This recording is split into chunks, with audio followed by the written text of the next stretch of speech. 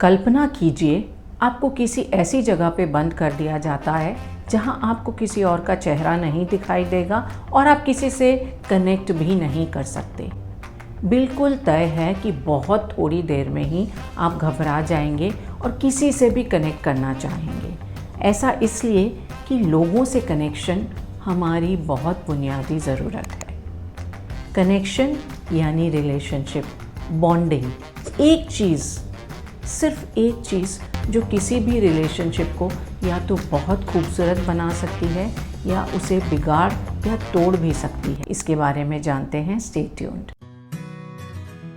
Hello all, आज हम बात करते हैं रिलेशनशिप्स के बारे में, क्योंकि हमारी कनेक्शन की ज़रूरत बहुत ज़्यादा इम्पॉर्टेंट है। हमें लोगों से कनेक्ट करना ही है। हमारी ज़िंदगी को संपूर्ण हमारे सारे रिलेशनशिप्स करते हैं। वो रिलेशनशिप्स जो हमारे आसपास के लोगों के साथ है, वो लोग जिनके साथ हम अपनी डेली लाइफ में कनेक्ट करते हैं, चाहे हमारे लाइफ पार्टनर हो, चाहे हमारे पेरेंट्स हो, चाहे हमारे बच्चे हों, दोस्त हों, रिश्तेदार हो, यहाँ तक कि जिनके साथ हम काम करते हैं, जिनसे हम काम लेते हैं। कोई भी ऐसा शख्स जिसके साथ हमें इंटरैक्ट करना पड़ रहा है, कनेक्ट करना पड़ रहा है। कनेक्शन का जरिया बातचीत, चाहे आप शब्दों के द्वारा बातचीत करें, चाहे एक्सप्रेशन से, चाहे अपनी बॉडी लैंग्वेज से।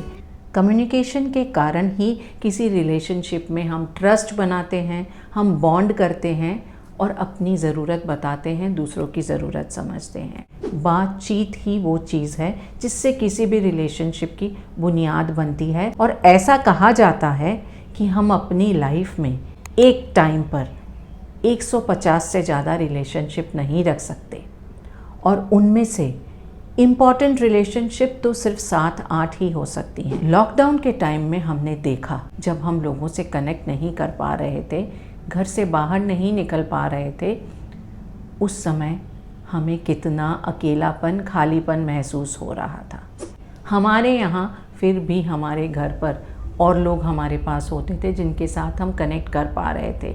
उस समय भी हम और लोगों के साथ कनेक्शन के लिए तरस रहे थे। कल्पना कीजिए उन जगहों की जहाँ पे फैमिलीज़ इतनी बड़ी नहीं होती। बातचीत वो तरीका है जिससे आप बताते हैं आप क्या फील कर रहे हैं, आप एक्सप्रेस करते हैं आपको क्या चाहिए और आप क्या उम्मीदें रखते हैं।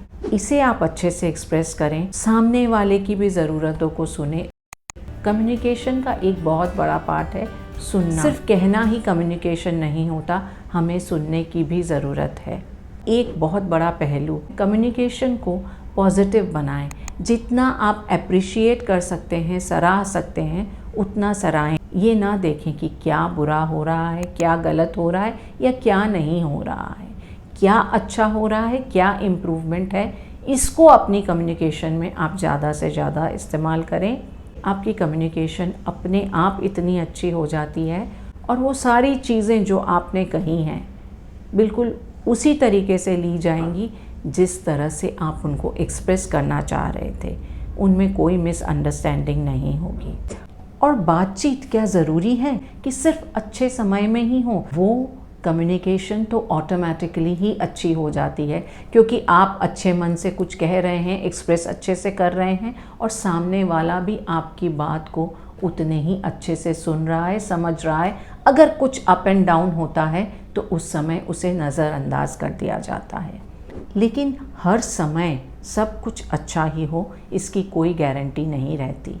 सारा समय वसंत ऋतु नहीं रहती, कभी सर्दी, कभी पतझड़, सारी ऋतुएं आती हैं। उसी तरीके से हमारी रिलेशनशिप्स में भी अप्स एंड डाउन्स आते हैं। कई बार हमें शिकायतें रहती है, नाराज़गी रहती है। उस समय की जो कम्युनिकेशन है वो बहुत इम्पॉर्टेंट है। वही हमारे रिलेशनशिप्स को बना सकती है या बिगाड़ सकती है। अपनी रिलेशनशिप्स को हम एक गेम की मदद से बहुत अच्छे से समझ सकते हैं। वो गेम है जेंगा का। इस गेम का एम है एक बने हुए स्ट्रक्चर में से ब्लॉक्स निकालना और स्ट्रक्चर को बिल्कुल गिरने ना देना। शुरुआत में जब आप ब्लॉक्स निकाल रहे हैं कुछ नहीं होता, क्योंकि स्ट्रक्चर मजबूत है। धीरे धीरे ऐसा समय आ जाता है, स्ट्रक्चर इतना कमज़ोर हो जाता है कि आपने एक ब्लॉक निकाली और पूरा स्ट्रक्चर धराशायी। जब हम सब कुछ अच्छे से कम्युनिकेट कर रहे हैं उस समय हम स्ट्रक्चर को तैयार करते हैं। लेकिन हर समय सब कुछ पॉजिटिव जाएगा इसकी कोई गारंटी नहीं है। ऐसे भी समय होते हैं जहां हमारी कम्युनिकेशन हम जितने भी अच्छे से करें पॉजिटिव नहीं होगी, कहीं ना कहीं उसमें प्रॉब्लम रहेगी। उस समय को हम कंपेयर कर सकते हैं जेंगा के ब्लॉक्स निकालने का। शुरुआत में सब कुछ अच्छा रहता है, जिस तरह से कोई भी रिलेशनशिप प्रोग्रेस करती है, आगे बढ़ती है, हम पाते हैं कि हमें खामियां नज़र आने लग गई है। जब कुछ सही नहीं होता या हमारी इच्छा के मुताबिक नहीं होता या किसी चीज़ को चेंज करने की ज़रूरत है, हमें नाराज़गी होती है। उस नाराज़गी को हम कैसे जाहिर करते हैं? ज़्यादातर हम अपने शब्दों के द्वारा जाहिर करते हैं। हमें कुछ अच्छा नहीं लगा, हमें बताना है। ज़्यादातर हम उसे क्रिटिसिज्म के साथ अप्रोच करते हैं, कंप्लेन नहीं करते।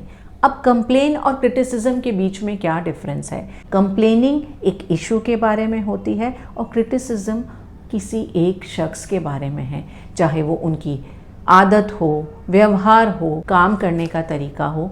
जब हम उस शख्स के बारे में बता देते हैं तो ये क्रिटिसिज्म हो जाती है। आपको किसी ने मिलने का टाइम दिया था, उस समय वो नहीं आ पाए, आप उनसे कहें कि टाइम देने के बावजूद भी आप नहीं आए तो ये कंप्लेन है। लेकिन उस समय हम ये तो कहेंगे ही कि समय दे करके भी आप नहीं आए। हम ये भी कहना शुरू कर देते हैं कि आप तो हमेशा ही ऐसा करते हैं। हम उस शिकायत को उस पर्टिकुलर बात या घटना पर ना रख करके हम उस शिकायत को उस पूरे शख्स के ऊपर ले जाते हैं। और क्रिटिसिज्म का रिस्पॉन्स ज़्यादातर हमें मिलता है डिफेंसिवनेस से, क्योंकि आपने जिसको क्रिटिसाइज़ किया है वो खुद को बचाएगा। आप किसी पे अटैक करेंगे तो उनका खुद को बचाना बनता है। आप किसी से कहते हैं कि तुम्हारी तो यही आदत है, तुम तो ऐसे ही हो, या आपका ये काम करने का तरीका बिल्कुल सही नहीं है, उस समय वो खुद को डिफेंड करेंगे, खुद को बचाएंगे कि नहीं ऐसा नहीं होता। मान लीजिए आपने किसी से कुछ काम करने के लिए कहा, उन्होंने वो काम नहीं किया। आप अगर उनसे ये कहते हैं कि आपने ये काम नहीं किया, मुझे अच्छा नहीं लगा, दैट इज़ कंप्लेनिंग। लेकिन जहाँ आप ये कह देते हैं कि आपसे कुछ काम करने का कहना ही मेरी गलती है, उस समय आप क्रिटिसिज्म पे आ जाते हैं, क्योंकि आपने अपनी नाराज़गी को बिल्कुल पर्सनल अटैक के तौर पर बताया है। आपके बर्थडे पे कोई आपको विश करना भूल जाता है तो आप क्या कहते हैं कि अब तुम्हारे लिए मैं इम्पॉर्टेंट नहीं। आपने इसे पर्सनल बना दिया। So know the difference between complaining and criticism. नाराज़गी अगर आपको बतानी है तो आप इशू के बारे में बताएं, ना कि उस शख्स के बारे में। And you have to know where to stop. Criticism जब बहुत ज़्यादा हो जाता है तो वो कंटेम्प्ट का रूप ले लेता है, यानी आप उस व्यक्ति को नीचा दिखा रहे हैं, चाहे अपने शब्दों के द्वारा, चाहे मजाक उड़ा करके आप उन्हें ऐसा फील करा रहे हैं कि वो किसी भी रिस्पेक्ट के योग्य नहीं है, वो लायक नहीं है। जब हम क्रिटिसाइज़ करते हैं उस समय हमें डिफेंसिवनेस मिलती है, लेकिन जब हम कंटेम्प्ट पे उतर आते हैं उस समय सामने वाला व्यक्ति एक समय के बाद हमें रिस्पॉन्ड करना बंद कर देता है। और ये वो टाइम है जब कोई भी रिलेशनशिप अपने लास्ट स्टेज पर पहुंच सकती है। तो आपके रिलेशनशिप्स में जब समय अच्छा नहीं जा रहा है, उस समय की कम्युनिकेशन पे आपको ज़्यादा ध्यान देने की ज़रूरत है। आपको अपनी कोई ज़रूरत बतानी है, कोई नाराज़गी बतानी है, आप क्या एक्सपेक्ट करते हैं ये बताना है। उस समय आप क्रिटिसिज्म और कंटेम्प्ट को अवॉइड करें। कंप्लेन आप कर सकते हैं, कंप्लेन करना ज़रूरी भी है। अपनी नाराज़गी या जो आपकी ज़रूरत है इसे आप नहीं बताएंगे तो आपके लिए भी अच्छा नहीं है, लेकिन इसे आप अच्छे से नहीं बताएंगे तो आपकी रिलेशनशिप के लिए अच्छा नहीं है। कंप्लेन करते वक्त आप किस इशू के बारे में कंप्लेन कर रहे हैं वो बताएं, आपको क्या चाहिए वो बताएं। हमारे सोशल स्ट्रक्चर से सबसे ज़्यादा करीबी अगर किसी जानवर का सोशल स्ट्रक्चर है तो वो चिंपैंजीज़ का है। उनके अंदर एक सोशल ऑर्डर चलता है, हायरार्की होती है, एक दूसरे को ग्रूम करते हैं, वो आपस में एक दूसरे के बाल संवार रहे होते हैं, कुछ ग्रूमिंग कर रहे होते हैं। रिसर्च में ये पाया गया है कि जिन्हें सबसे ज़्यादा ग्रूमिंग मिलती है, यानी जिनका कनेक्शन सबसे ज़्यादा रहता है, उनकी बीमारियां सबसे कम होती हैं, उनकी लाइफ भी लॉन्ग और हेल्दी होती है।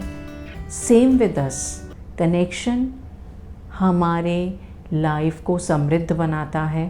अपनी रिलेशनशिप से हम खुद को पूरा कर पाते हैं। कनेक्शन के लिए कम्युनिकेशन बहुत ज़रूरी है। कम्युनिकेशन करते वक्त आप ध्यान रखें, आप अच्छे से कह रहे हैं, अच्छे से सुन रहे हैं, ट्रस्ट बना रहे हैं, बॉन्डिंग कर रहे हैं। और स्पेशली उस समय जब आप अच्छे से कम्युनिकेट नहीं कर पाते, आप क्रिटिसिज्म या कंटेम्प्ट पे ना जाएं, कंप्लेनिंग पे रहें, तो आपकी रिलेशनशिप्स खूबसूरत होंगी और बनी रहेंगी। Thank you for watching. Tune in for my next video. This is Varsha saying bye bye.